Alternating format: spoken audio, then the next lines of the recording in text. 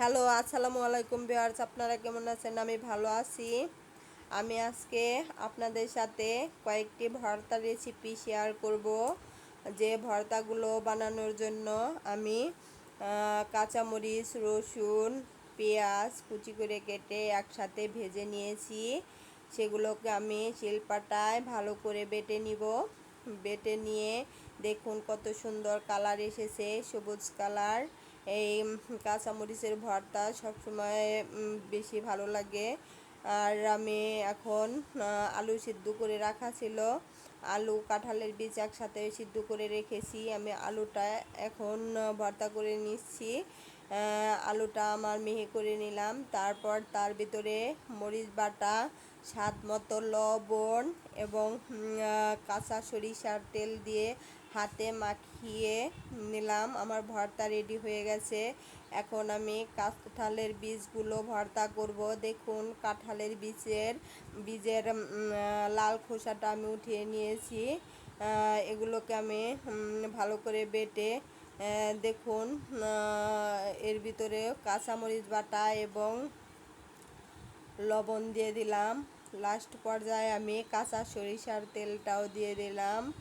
দিয়ে ভালো করে মাখিয়ে আমার এই ভর্তাটাও রেডি হয়ে গেছে। এখন আমি পটলের ভর্তা করব। আমি দুটো পটল নিয়েছিলাম, নিয়ে ভালো করে পটলগুলোকে ভেজে নিয়েছি। নিয়ে এখন এগুলোকে পাটায় বেটে ভর্তা করব। এগুলোকে বেটে ভর্তা করতে অনেক কষ্ট হয়, যেহেতু আমি কখনো করিনি, প্রথম করতে গিয়ে বিপদে পড়েছি। সহজে বাটা হয় না। দেখুন অনেক কষ্ট করে বেটে নিলাম। বেটে নিয়ে এর ভিতরেও স্বাদ মতো লবণ, মরিচ বাটা এবং সাথে কাঁচা সরিষার তেল দিয়ে মাখিয়ে নিলাম। লাস্টে আমি কালিজিরা ভর্তা করব, কারণ কালিজিরা ভর্তা কালো হয় বলে আমি প্রথমে ভর্তাটা করিনি। তাছাড়া আমার সবগুলো ভর্তা কালো হয়ে যেত। তাই আমি কালিজিরা ভর্তাটা শেষ পর্যায়ে করার জন্য কালিজিরাগুলোকে ভালো করে পিষিয়ে নিলাম। আগে থেকে ভেজে রাখা ছিল।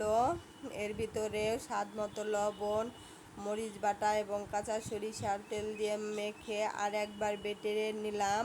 নিয়ে আমার কালিজিরা ভর্তাও রেডি হয়ে গেছে। এখন আপনাদের যদি আমার ভর্তাগুলো ভালো লেগে থাকে অবশ্যই লাইক, শেয়ার, কমেন্টস করবেন এবং সাবস্ক্রাইব করে দিবেন। আমার চ্যানেলটির সাথে থাকবেন। আপনারা উৎসাহ দিলে অবশ্যই আমি উৎসাহ পাবো। আর আমি এগুলোকে পরিবেশন করব বউ ভাতের সাথে। আল্লাহ হাফেজ।